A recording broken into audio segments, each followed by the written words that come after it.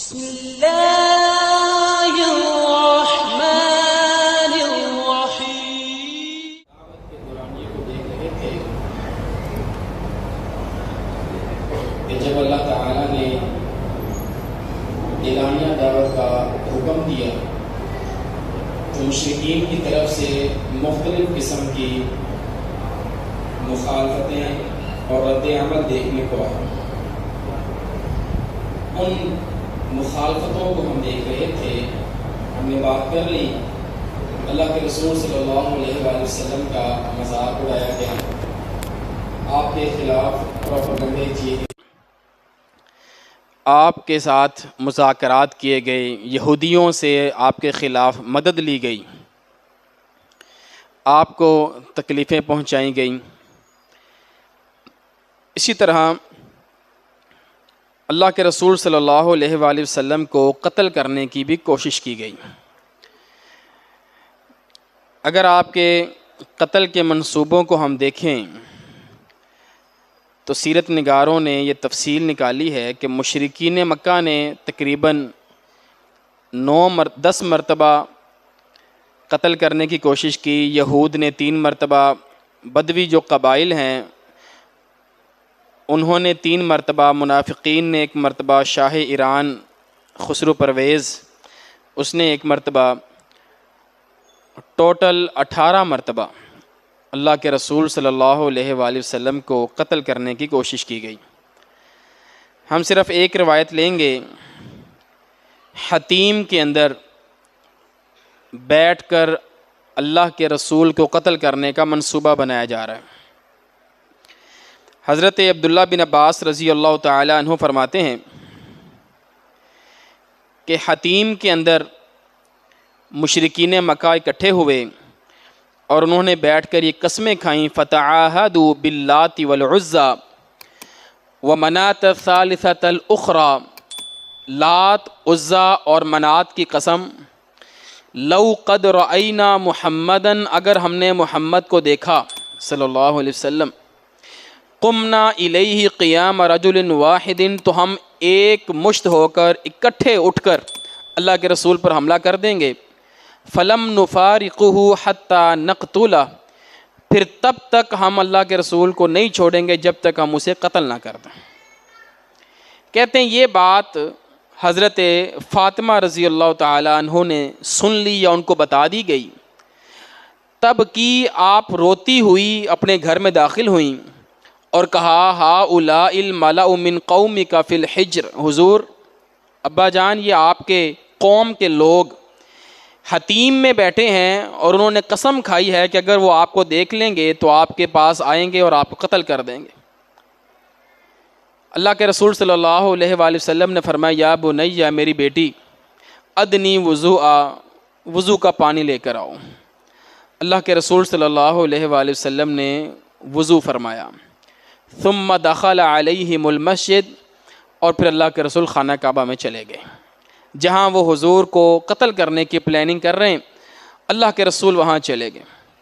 فلما رأوہ، جب انہوں نے اللہ کے رسول کو دیکھا، قالوا، کہتے ہیں ہوا ھذا، دیکھو وہ آ گیا ہے، وہ آ گیا ہے۔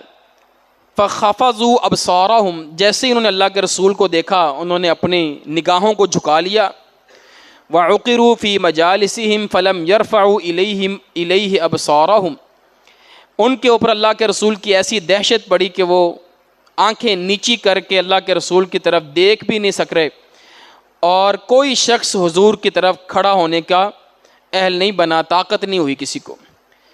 اللہ کے رسول صلی اللہ علیہ وآلہ وسلم ان کی طرف آئے، یہاں تک کہ ان کے سروں کے اوپر آ کے کھڑے ہو گئے۔ فأخذ قبضۃ من تراب، اور اللہ کے رسول نے نیچے سے مٹی اٹھائی اپنی مٹھی کے اندر، فحسبہم بہا، اور ان کی طرف پھینکی اور فرمایا شاہت الوجوہ، ان کے چہرے خراب ہو جائیں، چہرے بگڑ جائیں۔ فرماتے ہیں پھر وہ سارے لوگ جن کے اوپر اللہ کے رسول نے اس دن مٹی ڈالی تھی، قتل یوم بدر کافرا، یہ سارے لوگ بدر والے دن مارے گئے کفر کی حالت میں، اللہ کے رسول نے جن کے اوپر مٹی ڈالی۔ تو یہ ایک قتل کی کوشش کی گئی اللہ کے رسول صلی اللہ علیہ وسلم کے لیے حتیم کے اندر بیٹھ کر. ایک منصوبہ بنا تھا دارالندوہ میں، وہ جب آئے گا ہجرت کے موقع پر تب ہم اسے دیکھیں گے. جب یہ ساری چیزیں ہوتی ہیں اور مخالفتیں بڑھتی ہی چلی جا رہی ہیں، تکلیفیں، اذیت، تو اللہ کے رسول صلی اللہ علیہ وآلہ وسلم نے مناسب سمجھا اور صحابہ کرام کو ہجرت کی اجازت دے دی. حضور نے یہ کہا کہ میرے پاس تو ابو طالب کا سہارا ہے، ہمارا خاندان بھی بنو ہاشم ہے، پھر ابو طالب کا سہارا ہے، لیکن عام مسلمانوں کے پاس کوئی ایسا سہارا نہیں تھا، اس لیے ان کو زد و کوب زیادہ ہوتا تھا، تکلیفیں زیادہ پہنچائی جاتی تھی. تو آپ نے کہا کہ میں تو چلو یہاں رہ لوں گا، تم لوگ یہاں سے جا سکتے ہو. حضور نے فرمایا لو خرجتم الى ارض الحبشۃ فان بها ملکا لا یظلم عنده احد. حضور نے ہجرت کے لیے جس جگہ کا انتخاب کیا وہ جگہ حبشہ ہے.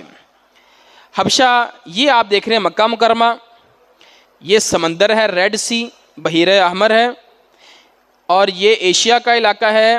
بحیرہ احمر کے اس طرف مغرب کی طرف یہ افریقہ ہے، بر اعظم افریقہ ہے. یہ سمندر کا راستہ کراس کر کے آپ ادھر ساحل پر پہنچتے ہیں تو آگے کا علاقہ ہے اکسوم، آج کل اسے ایتھوپیا کہتے ہیں. ایتھوپیا یہ حبشہ کا علاقہ ہے، عیسائیوں کا علاقہ ہے، عیسائی یہاں پر رہتے ہیں. حضور نے کہا اگر تم جانا چاہتے ہو چلے جاؤ حبشہ.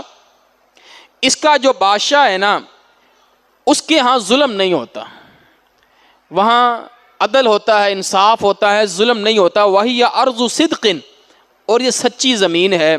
حتی یجعل اللہ لکم فرجا، یہاں تک کہ اللہ رب العالمین کوئی راہ نکال دے. جب تک کوئی راہ نہیں نکلتی تم حبشہ چلے جاؤ. یہ حبشہ کا جو انتخاب ہے یہ نبی مکرم صلی اللہ علیہ وآلہ وسلم کا اپنا انتخاب ہے. اور علماء نے اس انتخاب میں حکمت یہ بھی بیان کی کہ قرآن مجید میں اللہ تعالیٰ نے بیان فرمایا ہے کہ حضور آپ کے سب سے زیادہ مخالفین جو ہیں وہ یہودی ہیں اور مشرکین ہیں. پھر یہودی اور مشرکین میں سے اگر آپ دیکھیں تو یہودی آپ کے سب سے زیادہ مخالف ہیں بنسبت عیسائیوں کے. عیسائی ذرا آپ کے قریب ہیں، نرم گوشہ رکھتے ہیں، آپ کے لیے نرمی رکھتے ہیں. لہٰذا یہودیوں کی بجائے ہم عیسائیوں کے علاقے میں چلے جاتے ہیں، کیونکہ اللہ نے فرمایا ہے کہ وہ نرم گوشہ رکھتے ہیں ہمارے لیے، وہ کچھ نرمی رکھیں گے ہمارے معاملے میں.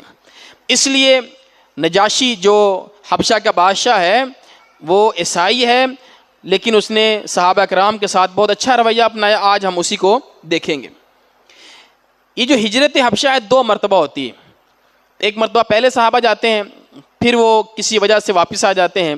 اللہ کے رسول صلی اللہ علیہ وسلم پھر دوبارہ صحابہ کرام کو کہتے ہیں کہ آپ واپس چلے جائیں، یا آپ فرماتے ہیں کہ اگر اور بھی کسی نے جانا ہے تو آپ جا سکتے ہیں.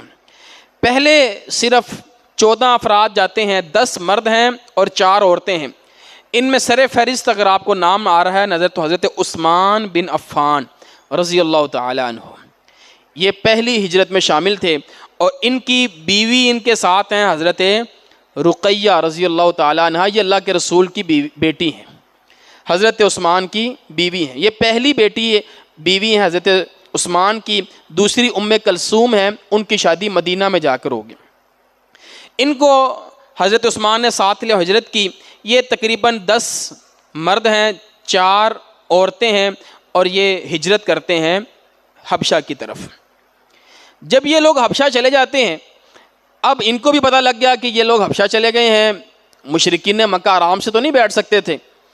انہوں نے پھر اپنے 2 بندے پیچھے بھیجے ہیں. ایک عبداللہ بن ابی ربیعہ ہے اور عمر بن عاص بن وائل ہے. عمر بن عاص بعد میں مسلمان ہوئے ہیں، صحابی رسول ہیں، کبار صحابہ میں سے. ان کے بیٹے ہیں عبداللہ بن عمر بن عاص، عالم صحابہ میں سے ہیں، علماء صحابہ میں سے ہیں. حضرت ابو ہریرہ فرمایا کرتے تھے میرے بعد اگر سب سے زیادہ کسی کو حدیثیں یاد ہیں تو عبداللہ بن عمر بن عاص کو یاد ہیں. عمر بن عاص بہت ذہین اور زیرک آدمی تھا. حضرت امیر معاویہ رضی اللہ تعالیٰ عنہ کے ساتھ رہے ہیں ساری زندگی. تو یہ اس وقت مشرکین میں سے تھے. یہ دونوں لوگ مشرکین نے ان کو بھیجا کہ جاؤ تم حبشہ اور نجاشی سے جا کر کہو کہ انہیں واپس مکہ بھیج دیں.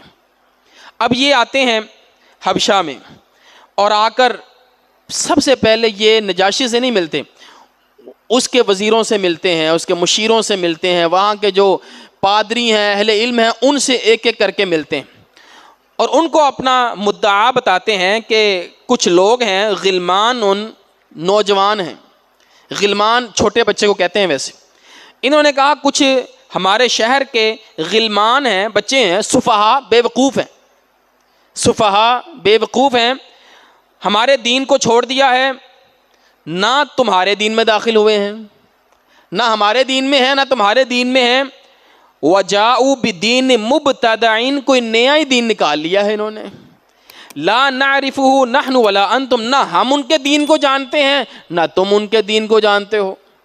یہ بات سمجھ رہے ہیں نا؟ ان کو عیسائیوں کو کہہ رہے ہیں نہ عیسائی ہیں نہ ہم جیسے ہیں، کوئی نیا ہی دین لے کر آ گئے ہیں۔ وَقَدْ بَعَثَنَا إِلَى الْمَلِكِ فِيهِمْ أَشْرَافَ قَوْمِهِمْ لِيَرُدَّهُمْ إِلَيْهِمْ، ہمیں ہمارے بڑوں نے بھیجا ہے تاکہ ہم انہیں واپس لے کر آئیں اپنی قوم کی طرف۔ جب صبح ہم بادشاہ سے بات کریں تم سب نے ہماری حمایت کرنی ہے، اور اس کے لیے انہوں نے کئی تحائف ان کو دیے، یعنی جس کو آپ رشوت کہہ لیں۔ عرب کا چمڑا بہت مشہور تھا، وہاں سے یہ چمڑا لے کر آئے تھے، کئی تحائف لے کر آئے تھے، نجاشی کے لیے بھی اور اس کے وزیروں کے لیے، ان کو دیے اور کہا صبح تم نے ہماری سائڈ لینی ہے جب بات ہوگی دربار کے اندر۔ چلو ٹھیک ہے، صبح آئے، نجاشی کے سامنے سارا مدعا پیش کیا اور کہا کہ ہمیں ہمارے بندے ہمارے ساتھ واپس بھیج دو۔ نجاشی کیا کہتا ہے؟ لا اللہ، اللہ کی قسم نہیں، اذا لا اسلمہم الیہما، میں انہیں تمہارے حوالے نہیں کروں گا، کیونکہ انہوں نے میرا پڑوس اختیار کیا ہے، وہ میرے شہر میں آئے ہیں، واختارونی علی من سوا، یا میرے علاوہ کہیں اور بھی جا سکتے تھے لیکن انہوں نے میرا انتخاب کیا ہے۔ جب تک میں ان کو بلا کر ان کی بات نہ سن لوں، میں ان کی بات سنوں گا پھر میں تمہارا فیصلہ کروں گا کہ میں نے ان کو تمہارے ساتھ بھیجنا ہے کہ نہیں بھیجنا ہے۔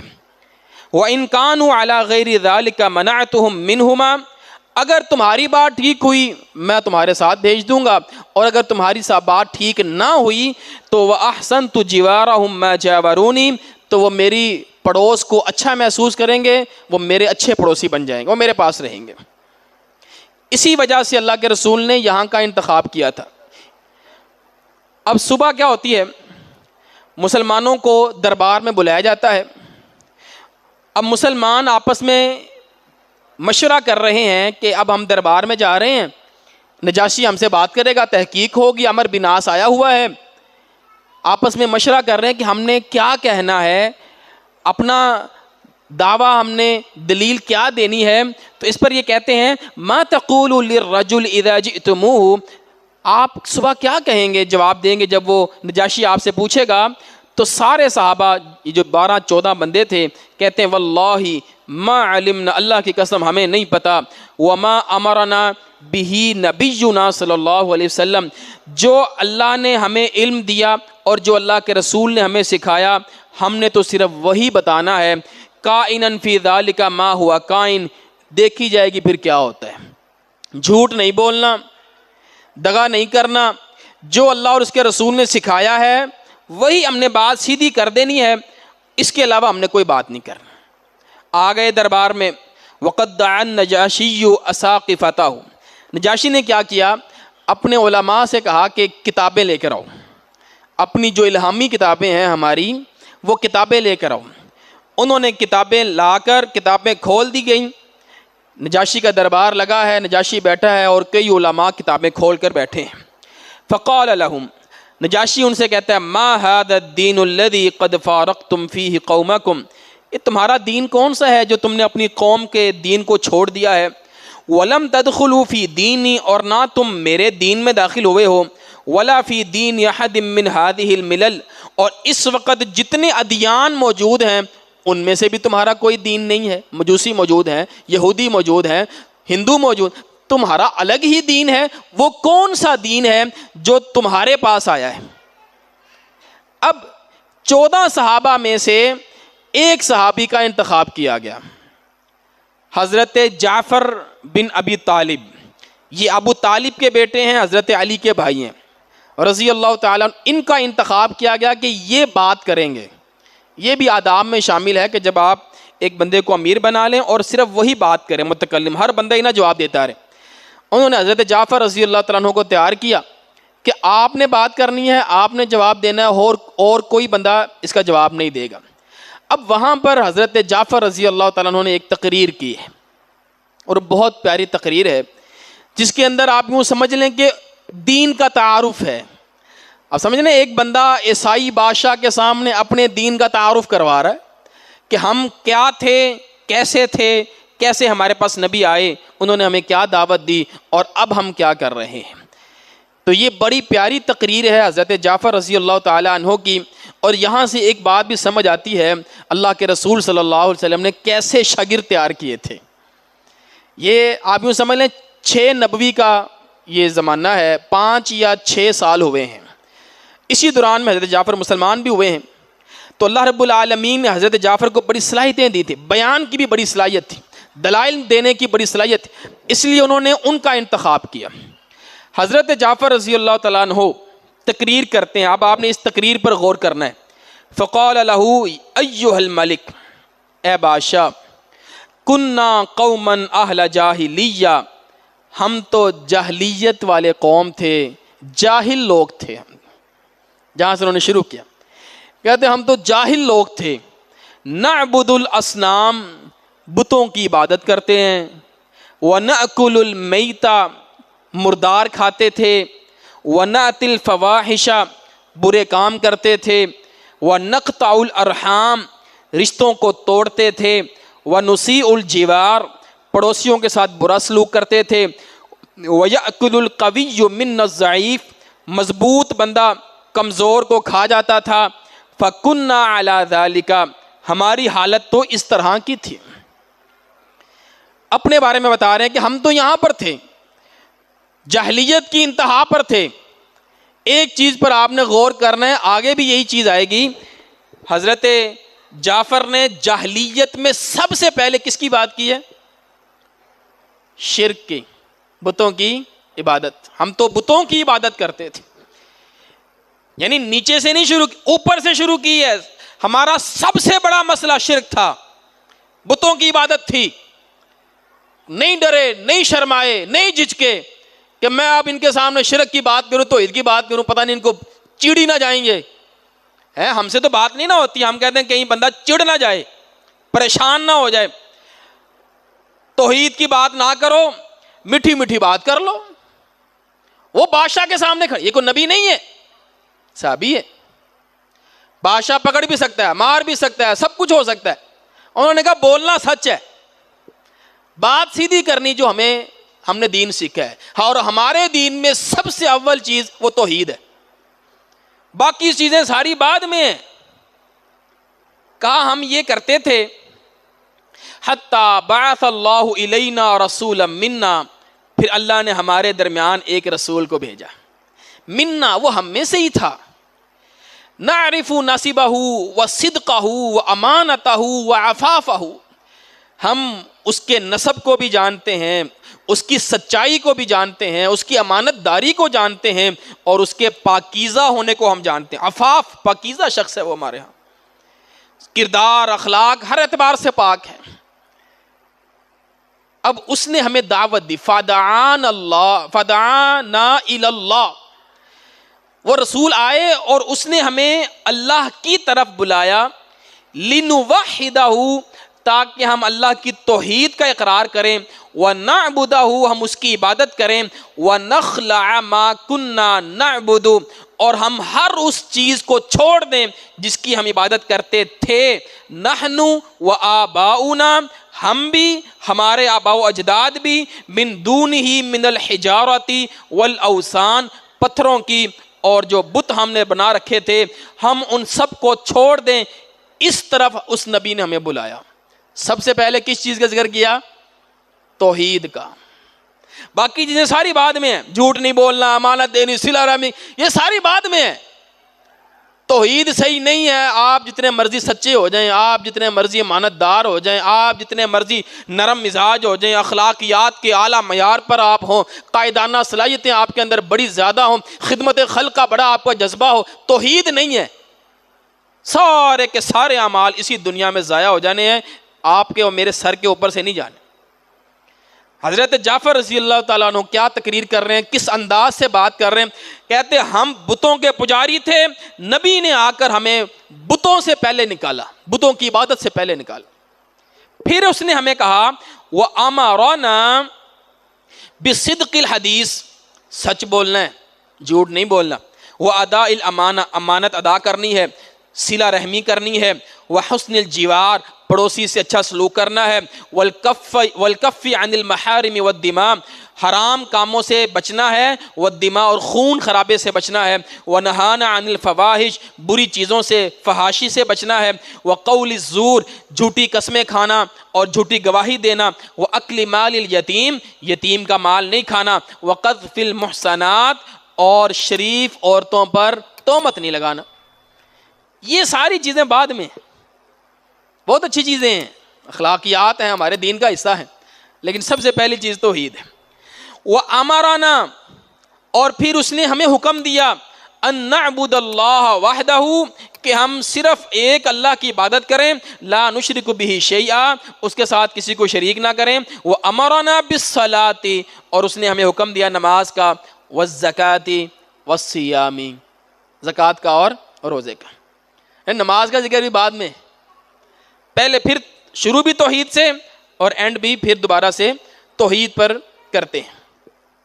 کہتے ہیں اس طرف اس نے ہمیں بلایا، دعوت دی، ہم نے کیا کیا، ہمارا جرم کیا ہے، فَصَدَّقْنَاهُ وَآمَنَّا بِهِ، ہم نے اس کی تصدیق کر دی، ہم اس پر ایمان لے آئے، بس یہی جرم ہے ہمارا کہ وہ نبی و رسول آیا، اس نے ہمیں بلایا اللہ کی طرف، ہم نے اس کی تصدیق کر دی، اس پر ایمان لے آئے، وَاتَّبَعْنَاهُ عَلَى مَا جَاءَ بِهِ مِنَ اللَّهِ، اور جو اللہ کی طرف سے اس کے پاس آیا یعنی کہ قرآن، ہم نے اس کی پیروی کی، فَعَبَدْنَا اللَّهَ وَحْدَهُ، ہم نے پھر ایک اللہ کی عبادت کی، فَلَمْ نُشْرِكْ بِهِ شَيْئًا، اس کے ساتھ کسی کو شریک نہیں کیا۔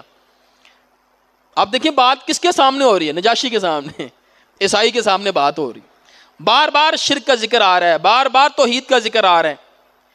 وَحَرَّمْنَا مَا حَرَّمَ عَلَيْنَا، اور ہم نے اسے حرام سمجھا جس کو اس نے حرام کہا، وَأَحْلَلْنَا مَا حَلَّ لَنَا، اور ہم نے اسے حلال سمجھا جس کو اس نے حلال کہا۔ فَعَدَا عَلَيْنَا قَوْمُنَا، اس بات پر ہماری جو قوم ہے وہ چڑ گئی ہے، وہ ہماری دشمن بن گئی ہے۔ فَعَذَّبُونَا، وہ ہمیں تکلیف پہنچاتے ہیں، وَفَتَنُونَا عَنْ دِینِنَا، اور ہمیں دین سے روکتے ہیں، ہمارے دین سے روکتے ہیں، لِيَرُدُّونَا إِلَىٰ عِبَادَةِ الْأَوْثَانِ مِنْ عِبَادَةِ اللَّهِ، وہ ہمیں چاہتے ہیں کہ ہم واپس لوٹ جائیں اللہ کی عبادت کو چھوڑ کر بتوں کی عبادت کی طرف۔ وہ یہ چاہتے ہیں کہ ہم اللہ کی عبادت چھوڑ کر بتوں کی عبادت کی طرف چلے جائیں، وَأَن نَسْتَحِلَّ مَا كُنَّا نَسْتَحِلُّ مِنَ الْخَبَائِثِ، اور جتنے ہم پہلے برے کام کرتے تھے وہ چاہتے ہیں کہ ہم دوبارہ سے وہ برے کام شروع کر دیں۔ یہ ہمارے جو لوگ ہیں، قوم ہے، وہ یہ چاہتے ہیں۔ فَلَمَّا قَهَرُونَا، جب ان کی تکلیفیں زیادہ ہوئیں، ظَلَمُونَا وَزَيَّقُوا عَلَيْنَا، ان کا ظلم، قہر، اور ہمارے لیے انہوں نے مکہ جو ہے وہ تنگ کر دیا، وَحَالُوا بَيْنَنَا وَبَيْنَ دِينِنَا، ہمارے اور ہمارے دین کے درمیان یہ حائل ہو گئے، خَرَجْنَا إِلَىٰ بِلَادِكَ، اے بادشاہ ہم آپ کے شہر حبشہ میں آ گئے، وَاخْتَرْنَاكَ عَلَىٰ مَنْ سِوَاكَ، ہم نے دوسروں کی بجائے آپ کا انتخاب کیا، ہم آپ کے پاس آئے، وَرَغِبْنَا فِي جِوَارِكَ، ہم نے آپ کا پڑوس اختیار کیا، وَرَجَوْنَا، اور ہمیں امید ہے، ہم امید کرتے ہیں، اللہ نظلم عندک ایھا الملک، اے بادشاہ تیرے ہاں ہم پر ظلم نہیں ہوگا۔ یہ بات سمجھ آئی آپ؟ اینڈ پر آ کے ذرا بادشاہ کو بھی اعتماد میں لے لیا کہ بادشاہ سلامت، دیکھیں ساری دنیا چھوڑ کر ہم آپ کے پاس آئے ہیں، کسی امید کے ساتھ آئے ہیں کہ آپ ہمارے ساتھ برا رویہ نہیں اپنائیں گے، یہاں ہمارے ساتھ ظلم نہیں ہوگا۔ اور یہی ایھا الملک کہہ کر تقریر مکمل ہو جاتی، یہیں سے تقریر شروع ہوئی تھی، ایھا الملک، اور نیچے بھی ایھا الملک پر تقریر ختم ہو۔ یہ حضرت جعفر رضی اللہ تعالیٰ عنہ کی مکمل تقریر ہے۔ آپ نے دیکھا کیسے انہوں نے کتنی خوبصورتی سے آغاز کیا ہے توحید سے، اور پھر درمیان میں توحید اور پھر بار بار توحید. توحید کو آپ محسوس کریں گے سب سے زیادہ اہمیت دی گئی ہے اس تقریر میں. اب نجاشی آگے سے کہتا ہے اچھا حل معک مما جاء به عن اللہ من شیء، کیا تمہارے پاس کوئی ایسی چیز ہے جو اس کے اوپر اللہ کی طرف سے نازل ہوتی ہے، یعنی قرآن، کوئی وحی، تمہیں کچھ یاد ہے؟ کہتے ہیں ہاں مجھے یاد ہے. اچھا اب یہ دیکھیں، یہ بھی ایک وجہ تھی حضرت جعفر کے انتخاب کی. وہ اہل علم تھے، علم تھا ان کے پاس. اب عام بندہ کوئی آگے کھڑا ہو جائے، اب نجاشی کے قرآن پڑھو ذرا قرآن کون سا نازل، اب اسے آئے نہ آگے سے. تو حضرت جعفر کہنے لگے ہاں میرے پاس ہے. کہتے فقرأہ علیہ، پڑھو میرے اوپر، میرے سامنے پڑھو. ہاں کون سا قرآن، کون سی کتاب وہی تمہارے اوپر نازل ہوئی ہے؟ حضرت جعفر طیار رضی اللہ تعالیٰ نے بڑی سمجھداری کے ساتھ، بصیرت کے ساتھ، فراست کے ساتھ سورہ مریم کی تلاوت شروع کر دی. کہ پتہ ہے کس کے سامنے کھڑے ہیں؟ عیسائی کے سامنے. اب اس کے سامنے سورہ والتین والزیتون پڑھ دیں تو کیا فائدہ، کوئی اور سورت پڑھ دیں آخرت کی تو کیا فائدہ، آخرت کو تو یہ مانتے ہیں. ان کو سنانی ہے سورہ مریم. حضرت جعفر رضی اللہ تعالیٰ نے سورہ مریم کی تلاوت شروع کی. آپ سورہ مریم کا شان نزول دیکھیں، سورہ مریم کا جو اسلوب ہے نا وہ مدنی ہے، مدنی صورت بنتی ہے یہ اسلوب کے اعتبار سے. مکہ کے اندر عیسائی نہیں ہے، مکہ کے اندر عیسائی نہیں ہے، اہل کتاب نہیں ہے، مشرکین ہیں. جو مکی صورتیں ہیں ان میں مشرکین سے گفتگو ہوتی ہے. واحد صورت ہے سورہ مریم جس کے اندر اہل کتاب کا ذکر ہے، کوئی یہودیوں کا، کوئی عیسائیوں کا کوئی ذکر ملتا ہے تو بنی اسرائیل کا ذکر، زکریہ علیہ السلام کا اور حضرت عیسیٰ علیہ السلام کا، بعد میں حضرت ابراہیم علیہ السلام کا ذکر آتا ہے. یہ اللہ رب العالمین نے ہجرت حبشہ سے پہلے مکہ میں صرف اسی لیے نازل کی تھی کہ جب جعفر جائے گا حبشہ تو نجاشی کے سامنے قرآن پڑھے گا تو وہ تو عیسائی ہیں، وہاں پر مشرکین والے صورتیں نہیں چلیں گی، وہاں پر سورہ مریم چلے گی. اور یہ بہترین حسن انتخاب تھا ایک خطیب کا، ایک مناظر کا، ایک اس کی حاضر جوابی ہے کہ میں نے کس طرح جواب دینا ہے اگلے بندے کو. تو سورہ مریم کی تلاوت شروع کر دی. 19 آیتیں سورہ مریم کی انہوں نے پڑھی.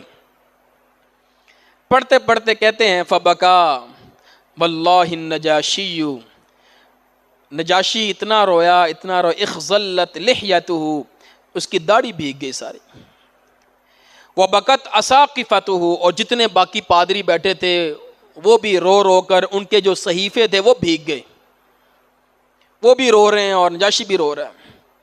پھر نجاشی کہتا ہے ان ھذا والذی جاء بہ عیسیٰ، یہ جو قرآن ہے جو تم پڑھ رہے ہو اور وہ جو عیسیٰ پر نازل ہوا، جو تم پڑھ رہے ہو اور جو عیسیٰ پر نازل ہوا، لَيَخْرُجُ مِن مِشْكَاتٍ وَاحِدَةٍ، یہ ایک ہی چراغ سے نکلے ہوئے ہیں، یہ ایک ہی چراغ سے نکلے ہوئے ہیں. جو ہمارے پاس انجیل ہے، بائبل ہے، اللہ کا کلام ہے، جو تم پڑھ رہے ہو یہ بھی وہیں سے آیا ہے. اس نے تصدیق کی اس چیز کی کہ یہ بھی اللہ ہی کا کلام ہے، اللہ کی طرف سے آیا ہے.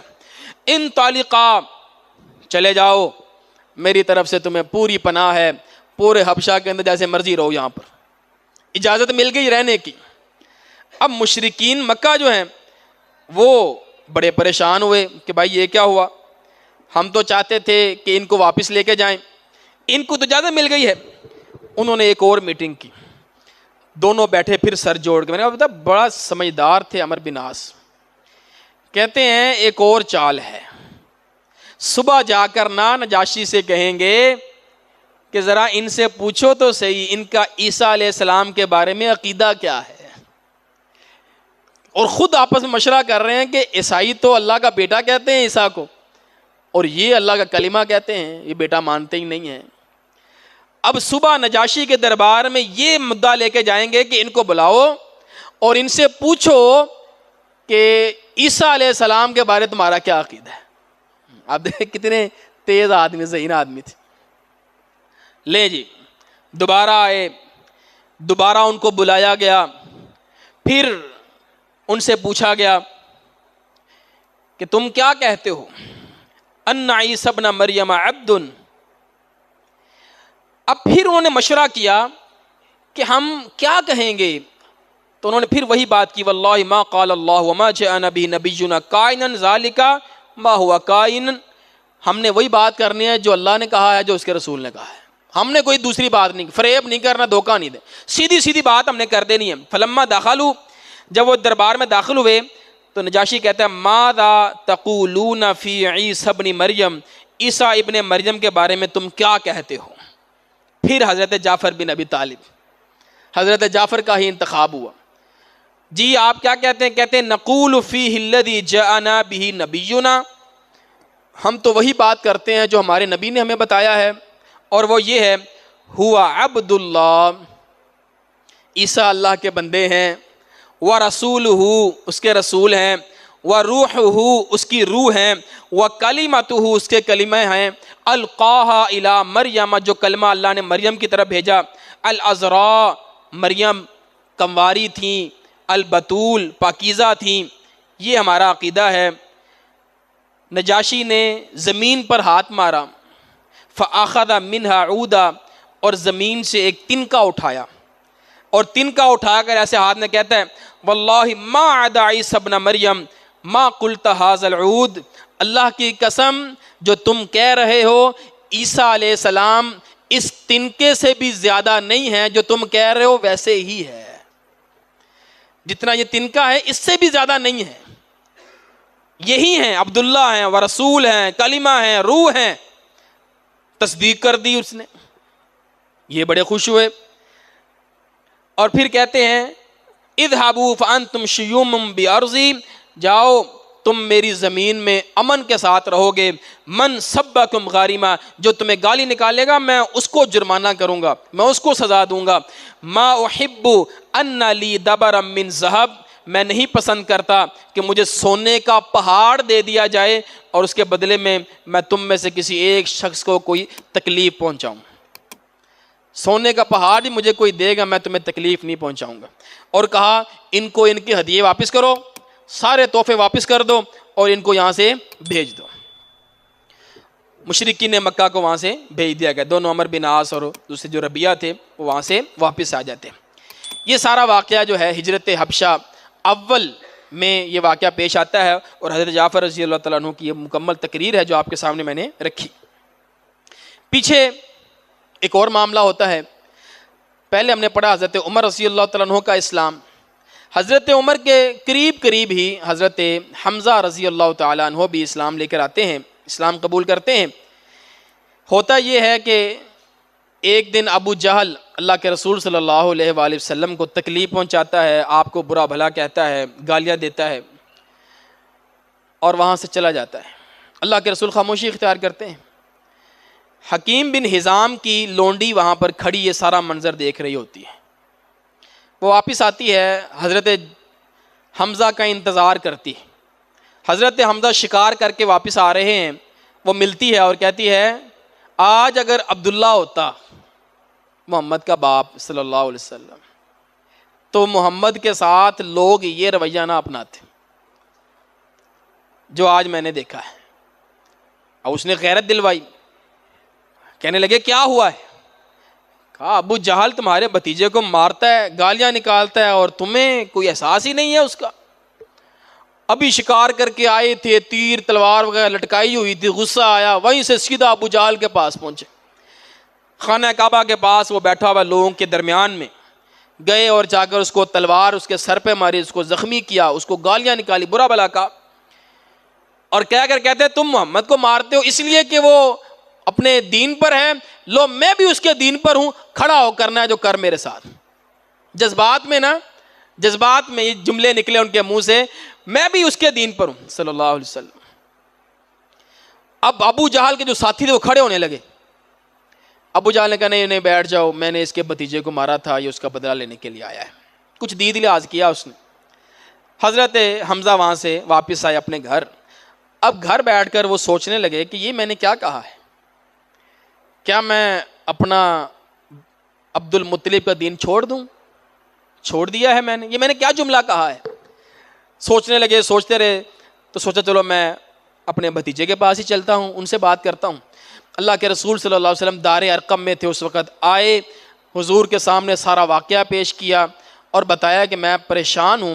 اللہ کے رسول نے اسلام کی دعوت پیش کی. حضرت حمزہ رضی اللہ تعالیٰ عنہ اسلام قبول کر لیتے ہیں. یہ دو بہت بڑی سپورٹ اللہ کے رسول صلی اللہ علیہ وسلم کے لیے ثابت ہوتی ہیں، حضرت حمزہ اور حضرت عمر رضی اللہ تعالیٰ عنہ. نبی مکرم صلی اللہ علیہ وآلہ وسلم جب یہ تکلیفیں اور مزید بڑھ جاتی ہیں، اب ہوتا یہ ہے کہ حضرت حمزہ بھی مسلمان ہیں، حضرت عمر بھی مسلمان ہو گئے، تو انہوں نے بھی اپنا رد عمل تیز کر دیا. ادھر صحابہ کرام میں بھی کچھ سہارا ہے حضرت عمر اور حضرت حمزہ کا. تو اللہ کے رسول صلی اللہ علیہ وسلم نے دوبارہ سے ان کو اجازت دی کہ یار کسی اور نے بھی جانا ہے حبشہ تو چلے جائے. تو دوبارہ سے جو لوگ تیار ہوئے، 82 مرد ہیں، 18 عورتیں ہیں، تقریباً 100 کے قریب لوگ تیار ہو. اسے ہم کہتے ہیں دوسری ہجرت حبشہ. یہ لوگ دوبارہ سے ہجرت کر کے وہاں جاتے ہیں. یہ دوبارہ ایک چھوٹا سا نقشہ ہے آپ کے سامنے. یہ چھوٹی سی ویڈیو ہے جو ہجرت حبشہ کا ہمیں پتہ سارا روٹ بتاتی ہے. یہ مکہ سے صحابہ کرام نکلتے ہیں حبشہ کے لیے. یہ زمینی راستہ ہے، یہ جدہ ہے، یہاں سے سمندری راستہ شروع ہوتا ہے. یہ افریقہ میں اترتے ہیں.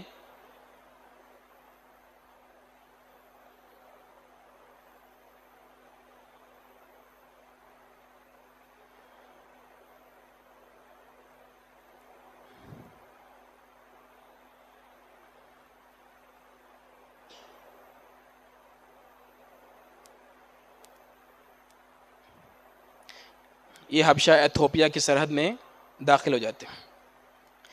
اب جب دوسری ہجرت ہوتی ہے نا، تو اس میں ایک اور چیز ہے.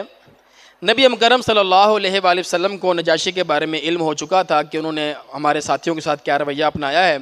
تو اللہ کے رسول نے نجاشی کو ایک خط لکھا یہ دوسری ہجرت میں. اب وہ خط ہم دیکھتے ہیں. بسم اللہ الرحمن الرحیم. من محمد رسول اللہ، محمد اللہ کے رسول کی طرف سے، الی النجاشی، نجاشی جو کہ بادشاہ ہے حبشہ کا. سلام علیکہ، تم پر سلامتی ہو، کیونکہ وہ مسلمان تھے. فإنی احمد الیک اللہ الملک القدوس المؤمن المہیمن، میں اللہ کی حمد و ثنا کرتا ہوں. واشہد، اور میں گواہی دیتا ہوں کہ ان عیسیٰ روح اللہ، عیسیٰ اللہ کی روح ہیں، وکلمتہ، اور اس کے کلمے ہیں. القاہا الی مریم البتول الطیبہ الحسینہ، جو اللہ نے مریم بتول جو کہ پاکیزہ تھیں، پاک باز تھیں، ان کے اوپر القاء کیا. فحملت بعیسیٰ، جس سے وہ حاملہ ہو گئیں عیسیٰ علیہ السلام کے حمل سے. فخلقہ اللہ من روحہ، اللہ رب العالمین نے ان کو اپنی روح سے پیدا کیا. ونفختہ، اور ان کے اندر اپنی روح ڈالی. کما خلق آدم بیدہ ونفخہ، جیسے اللہ تعالیٰ نے آدم علیہ السلام کو پیدا کیا، اپنے ہاتھ سے ان کا مجسمہ بنایا اور اس کے اندر اپنی روح پھونکی. یعنی عیسیٰ علیہ السلام کی پیدائش بعینی ویسے ہے جیسے آدم علیہ السلام کی پیدائش. ان مثل عیسیٰ عند اللہ کمثل آدم خلقہ من تراب ثم قال له کن فیکون. اللہ فرماتے ہیں جیسے ہی ہم نے آدم کو پیدا کیا تھا معجزانہ طور پر، ویسے ہی ہم نے عیسیٰ علیہ السلام کو پیدا کیا. وَإِنِّي أَدْعُوكَ إِلَى اللَّهِ، میں تجھے پکارتا ہوں، بلاتا ہوں اللہ کی طرف. وَحْدَهُ لَا شَرِيكَ لَهُ، اکیلے اللہ کی طرف جس کا کوئی شریک نہیں. وَالْمَوَالَاتُ عَلَى طَاعَتِي، اور یہ کہ تم میری اطاعت کرو. وَأَن تَتَّبِعَنِي، یہ کہ تم میری اتباع کرو، میرے اوپر ایمان لے آؤ اور اس پر جو میں لے کر آیا ہوں، یعنی قرآن مجید. فإنی رسول اللہ، بے شک میں اللہ کا رسول ہوں.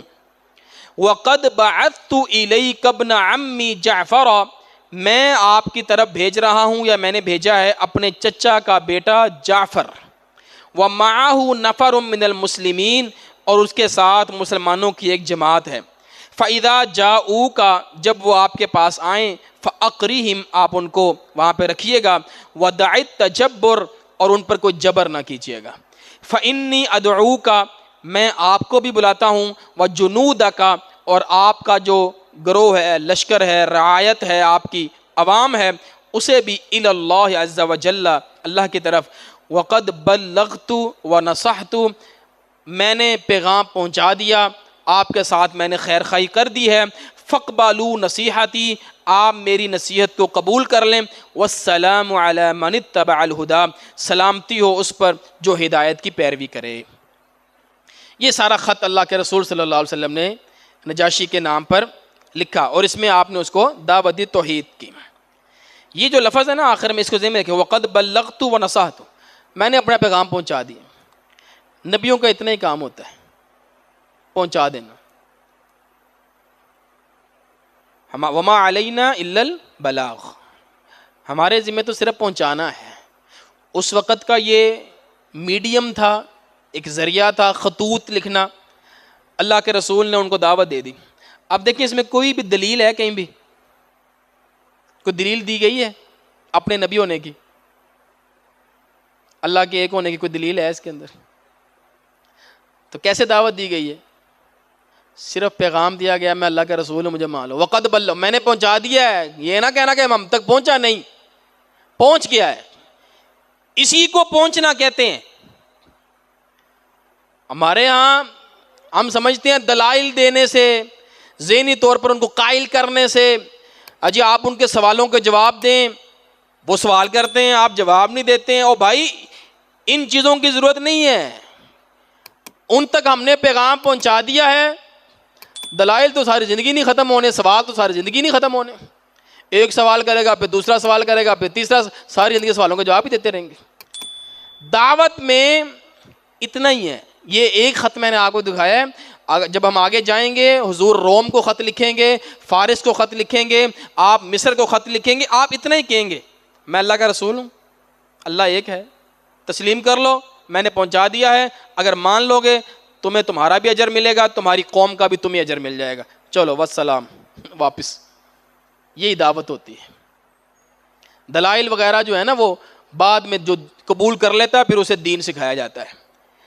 جب یہ خط نجاشی کے پاس پہنچتا ہے، نجاشی جواب میں ایک خط لکھتا ہے اللہ کے رسول صلی اللہ علیہ وسلم کے نام، کہتا ہے بسم اللہ الرحمن الرحیم الی محمد رسول اللہ، محمد اللہ کے رسول کی طرف، من النجاشی، نجاشی کی طرف سے، نجاشی کی طرف سے محمد رسول اللہ کی طرف۔ آپ کو کوئی فرق نظر آیا پچھلے والے خط میں اور اس خط میں؟ کوئی بتا سکتا ہے؟ یہ پچھلا والا یہ حضور کا خط ہے، یہ نجاشی کا جواب ہے۔ کوئی فرق سمجھ آ رہا ہے کسی کو؟ اچھا پہلی لائن میں ہے فرق، پہلی لائن میں، اس لائن میں ایک فرق ہے۔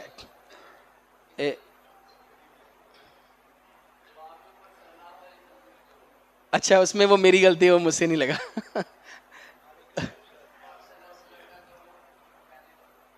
ہاں دیکھیں جب حضور نے خط لکھا تو لکھا مجھ محمد کی طرف سے نجاشی کو۔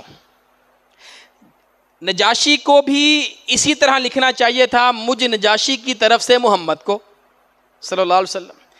تو ترتیب ایسے ہونی چاہیے تھی، من النجاشی، جیسے پیچھے ہے من محمد، ہونی چاہیے تھی من النجاشی الی رسول اللہ، یہ ترتیب ہونی چاہیے تھی نا اصولی طور پر، لیکن اس نے اللہ کے رسول کا نام اپنے نام سے پہلے رکھا۔ مجھے پتا ہے میں اللہ کے رسول کو لکھ رہا ہوں خط، ایسے تھوڑی ہے، یہ کوئی ادب ہے، من النجاشی الی رسول اللہ، الی رسول اللہ من النجاشی، یہ ہے ادب۔ یعنی نجاشی نے کس خوبصورتی کے ساتھ اللہ کے رسول کا ادب کیا ہے۔ حضرت عباس رضی اللہ تعالیٰ عنہ سے ایک دفعہ نا کسی نے پوچھا عباس آپ بڑے ہیں کہ اللہ کے رسول بڑے ہیں؟ کہنے لگے بڑے تو اللہ کے رسول ہیں، عمر میری زیادہ ہے۔ بڑے تو اللہ کے رسول ہیں، عمر میری زیادہ ہے، مرتبے میں مقام میں حضور بڑے، میں کیسے کہہ دوں میں بڑا ہوں؟ تو یہ الفاظ کے اندر، لکھائی کے اندر حضور کا ادب، حضور کا احترام، یہ بہت ضروری ہے ہمارے لیے۔ کہتا ہے سلام علیک یا نبی اللہ، آپ پر سلامتی ہو اللہ کے نبی، من اللہ ورحمتہ وبرکاتہ، لا الہ الا ہو الذی ہدانی الی الاسلام، اس اللہ کے علاوہ کوئی الہ نہیں ہے جس نے مجھے ہدایت دی اسلام کی طرف۔ فقد بلغنی کتابک، حضور آپ کا خط پہنچا میرے پاس، یا رسول اللہ فیما ذکرت من امر عیسیٰ، جس میں آپ نے عیسیٰ علیہ السلام کے بارے میں کچھ لکھا ہے، ذکر کیا ہے، فورب السماء والارض، آسمان و زمین کے رب کی قسم، ان عیسیٰ، بے شک عیسیٰ علیہ السلام، لا یزید علی ما ذکرت، اس سے زیادہ نہیں ہے جو آپ نے لکھا ہے،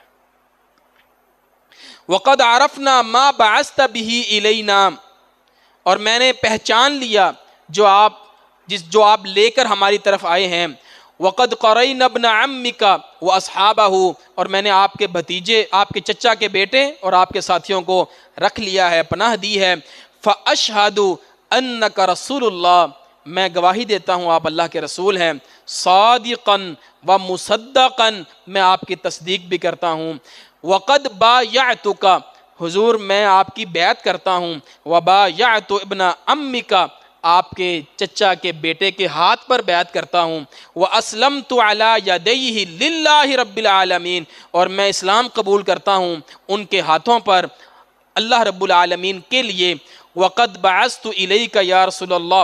اچھا آگے، فانی لا املک الا نفسی، حضور میں تو صرف اپنے بارے میں اختیار رکھتا ہوں، اپنی قوم کے بارے میں مجھے اختیار نہیں ہے، میں اسلام قبول کر چکا ہوں، میں اپنے اختیار رکھتا ہوں، میں نے کر لیا۔